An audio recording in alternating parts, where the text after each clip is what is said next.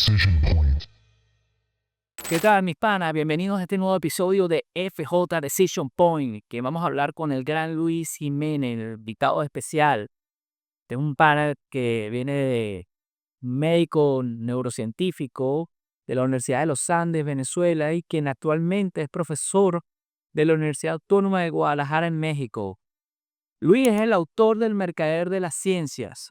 Y bueno, la idea en esta entrevista es hablar un poco del libro y que nos pueda dar un poco de información al respecto. Así que bueno, vamos a darle play, brother. Bienvenido, Luis. Un saludo, un gran amigo, mi querido Franklin. Espero te encuentres bien por allá en Chile. Y bueno, atento a tus preguntas y para ver qué bueno puede salir hoy del podcast, que sé que va a ser bastantes cosas productivas para el público que te sigue y a los que nos puedan ver. Excelente, Luis, excelente. Bueno, Luis, mira, autor del libro El Mercader de la Ciencia.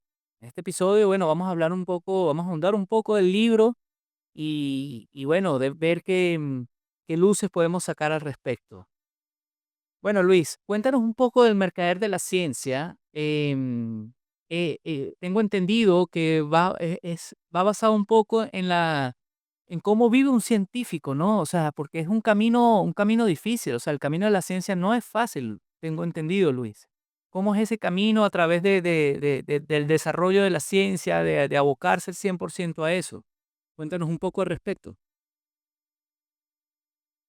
Ok, básicamente el libro surge como una necesidad que estaba viendo después de mis años de estudio, porque yo soy médico cirujano. Me especialicé o busqué especializarme mucho en la atención del adulto y sobre todo en trastornos neurológicos. Me gustó mucho la investigación desde que estaba dentro de la carrera, pero investigar no simplemente para publicar un paper, para que ser colocado mi trabajo en una revista de renombre indexada, sino que la investigación como tal tuviese un producto y ese producto pudiese ser una herramienta desde una comprensión, un constructo psicológico, mental, intelectual, hasta algo más propio y efectivo. Pero en el camino pude entender que no siempre es rentable vivir de la ciencia, que hay dificultades para que nos entiendan y el científico por lo general se va a quejar de varias cosas o circunstancias las cuales no lo ayudan a poder hacer un mejor trabajo o poder ser entendido y eso causa una profunda frustración. Desde mis años de carrera propio como estudiante que pude ver las dificultades y las barreras que la propia investigación, el propio entendimiento de lo que es una investigación te ponen hasta el hecho de poder mantenerte. Tú tienes que pagar renta, tienes que utilizar tarjeta, tienes que pagar servicios, entonces, o sea, es muy poco.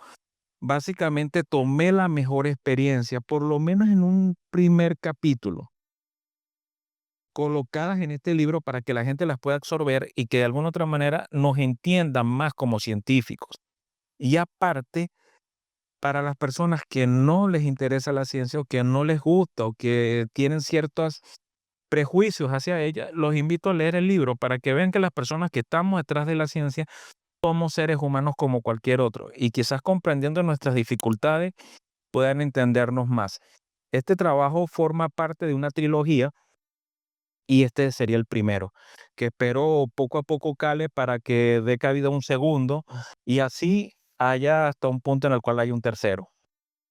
Genial, Luis, excelente. O sea que estamos en la primera fase del Mercader de la Ciencia. O sea, básicamente nos quieres tratar de decir cómo puede vivir un científico, ¿no? O sea, tratar de superar esos obstáculos y seguir adelante dentro de ese mundo fascinante, ¿no? O sea, estamos hablando de que grandes personajes de los cuales tú mencionas ahí en el libro como tal. Pero hay un detalle que me da curiosidad, Luis. La gente asocia científico como hombre de ciencia, pero tú ahí hablas del ocultismo. En los maestros ocultos. Entonces, ¿cómo mezclamos eso, el ocultismo, no? Porque se tiende a ver al científico como alguien escéptico y de repente tú mencionas el ocultismo con ciencia y lo mezclas dentro del libro. Cuéntame un poco sobre eso, Luis. Ok. En el proceso que hago la investigación, válgase la salvedad, yo utilizo ciertas técnicas o por lo menos ciertas recomendaciones de otros grandes escritores, JJ Benítez, Salvador Freicedo, Javier Sierra, por decir algo, em, Fernando Jiménez del Oso, etcétera, que fueron personas, a pesar de que hay uno que acabo de mencionar que es médico, ¿verdad? Psiquiatra. De alguna otra manera era el hecho de la recabación de la información. Cuando yo voy estudiando, viendo personajes importantes, entiendo que en el camino de la ciencia, para que se forme ese paradigma de lo que es el científico, jonianamente, a los que les gustan mucho los arquetipos, tiene que ver mucho con el viejo sabio. Entendí que hay personajes los cuales fueron nuestros founding fathers por el método científico, mucho antes que existiera una academia científica o un protocolo de Vancouver para saber publicar. Las personas que hacían los descubrimientos, las personas que se encargaban de transcribir ese conocimiento, generalmente eran muy amplios, no simplemente los griegos. Teníamos muchísimos hombres buscadores del conocimiento en diferentes países y regiones, no simplemente Grecia, que fue una de las que más grandes aportes hizo, pero yéndonos más próximos hacia nuestras décadas o siglos, tenemos personajes como Elifas Levi, tenemos personajes como Agripa, tenemos personajes como Giordano Bruno. Estos seres, Spinoza también, fueron personas las cuales, de alguna u otra manera, por su religión, por sus creencias personales, no fueron bien vistos. Y muchas veces los primeros alquimistas, personas que querían entender cuál era esa alquimia espiritual, ese proceso de nigrado, ese proceso de transformación del espíritu, tenían que hablar de elementos, hierro, metal, cobre, elementos como el arsénico, etcétera, etcétera. Entonces, ellos tenían creencias religiosas y muchas veces diseccionar, dividirlo, la creencia religiosa, la espiritual, la personal, del componente científico era difícil, pero ellos fueron los que con sus observaciones lograron entender o dar el fundamento para que se lograran entender componentes. Y no simplemente en la ciencia, sino en muchas otras partes y conocimientos humanos. Entonces, propongo esa teoría en la cual, de alguna u otra manera, los primeros científicos o el protocientífico fueron personas que estaban mucho dentro del aspecto religioso o creencias eh, espirituales. No vamos a poner simplemente religiosos. Y luego después vamos a ver cómo ese hombre evoluciona. Galileo, un ejemplo muy franco. También tenemos a Giordano Bruno, que lo acabo de mencionar, que si ustedes lo ven, al final sus vidas fueron bastante duras, no fueron para nada fáciles, porque aunque fueron hombres de fe, también sabían que la ciencia en algún momento debía dividirse y debía aumentar un razonamiento que no fuera dogmático. Pero eso es el punto de unión, ese es el punto en el cual converge la ciencia y el ocultismo. Hay que destacar que también cuando venimos a ver estos conocimientos humanos, como el ocultismo, la nigromancia, etcétera, ellos siguen protocolos para tomar ese conocimiento, describirlo, atenderlo. El hecho de hacer un sigilo tiene un estilo y una forma. Y también quizás en esa comparativa, nosotros, los científicos, también utilizamos algo de eso. No significa que vayamos con el mismo fin. Quizás en el fin del ocultismo es mantener un conocimiento hermético y cerrado. Nosotros como tal, ese conocimiento es hermético para el resto de la población, para nosotros entre científicos no debería ser tanto, pero en algún momento lo publicamos o lo deseamos mostrar. Entonces, de alguna otra manera, viendo estas personas, no como enemigos, sino quizás como unos primos no tan lejanos, podamos hacer las paces para poder comunicar nuestro mensaje. Muy bien, Luis. O sea, me hizo recordar un poco, aunque no sé si es el mejor ejemplo, ¿no? El misterio de las cavernas, ¿no? Eh, Esa evolución del hombre, ¿no? Para poder ver esa luz, ¿no? Que también puede ser analogías de otro tipo de de ideologías o de escuelas iniciáticas, por así decirlo, ¿no? Es muy importante esto del ocultismo, Luis, porque la gente, como te mencioné anteriormente, ve al científico como alguien únicamente dedicado, valga la redundancia, a la ciencia.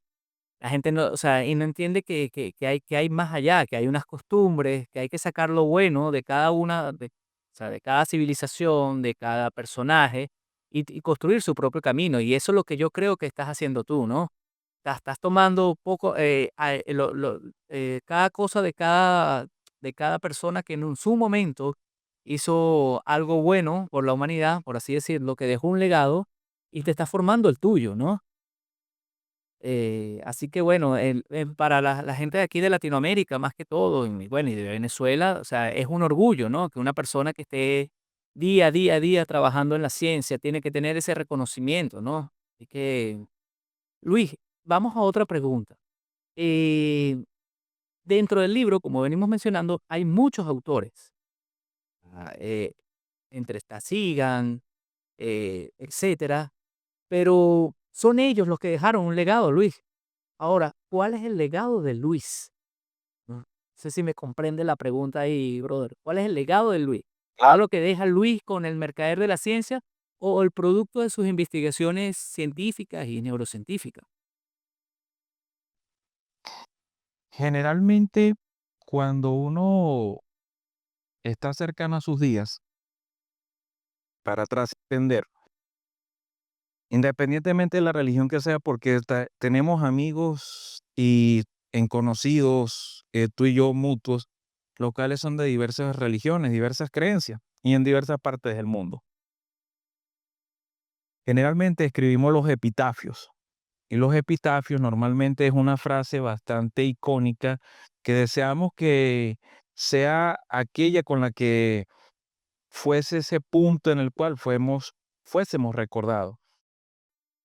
Y eso es el comprimido o el concentrado de tu legado. Si yo quisiera alguna frase en mi epitafio, dijeran algo así: vino y pasó por este plano y contribuyó a que nos entendamos. Ese sería mi legado.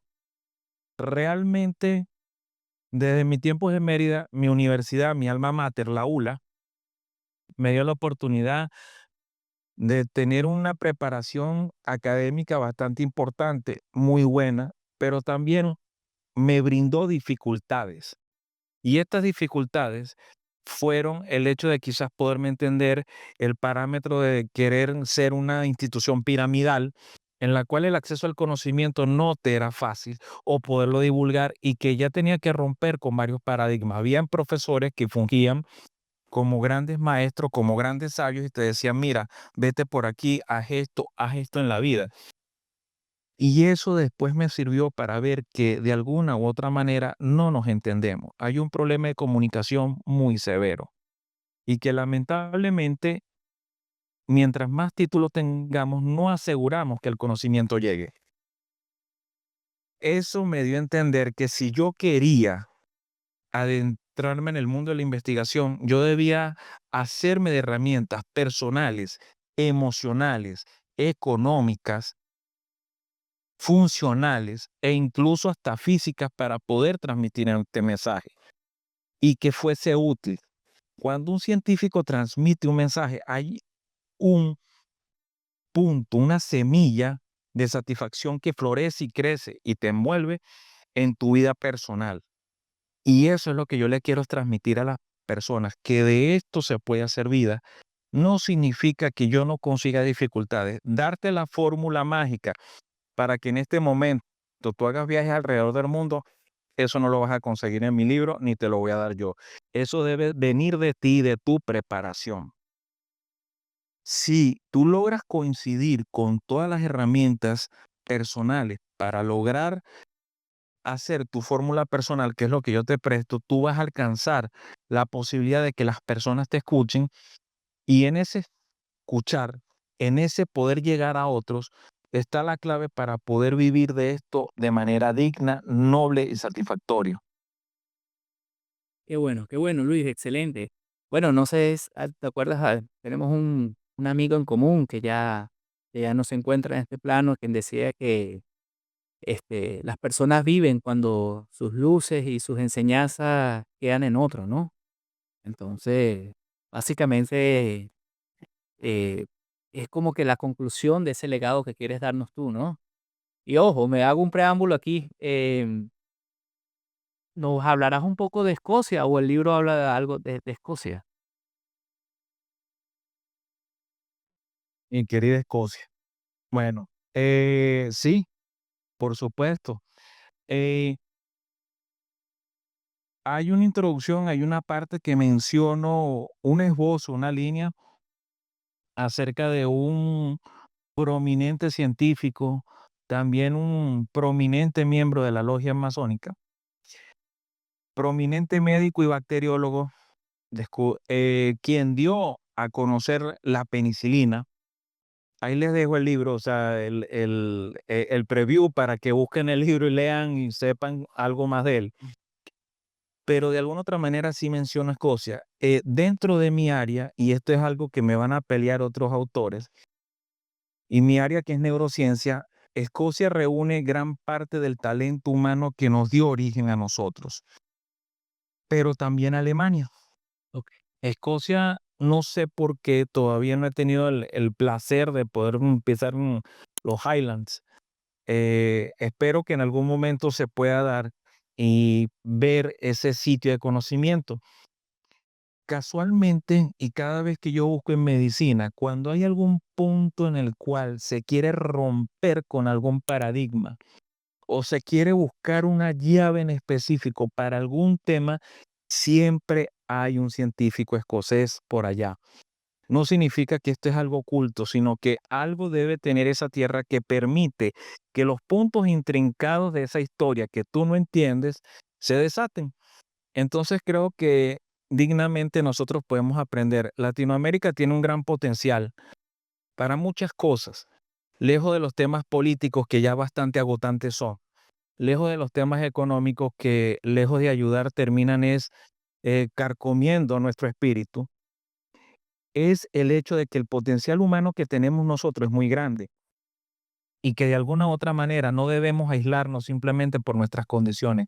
Debemos buscar en científicos de otras tierras sus experiencias y ver que la experiencia de ellos va a enriquecer a la nuestra y buscar los puntos de coincidencia más que los puntos de separación.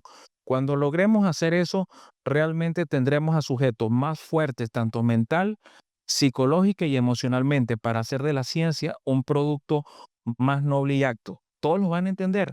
No, pero no significa que no podamos llegar a más personas y que más personas hagan un uso más noble y digno de este conocimiento.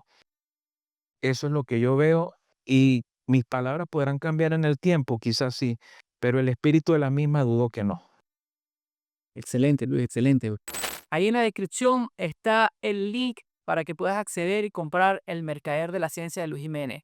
Así que no esperes y dale play.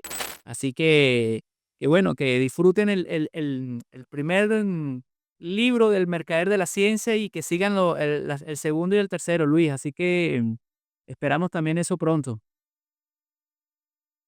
Que así sea, que así sea y así va a ser. Así que bueno, gracias Luis, gracias por darnos tu tiempo, por compartir, por estar en este espacio de FJ Decision Point, que es tu casa, mi pana. Y así que bueno, nos vemos en otra oportunidad. Te envío desde Chile un fuerte abrazo, brother, allá en México, a comer muchos taquitos y mucha comida picante. Enchilada, tamales. Eso, brother. Así que bueno, un fuerte abrazo, Luis. Qué bueno haberte tenido aquí y bueno, vamos a estar en contacto. Cuídate mucho y gracias por todo. No, un abrazo. Cuídate. Decision Point.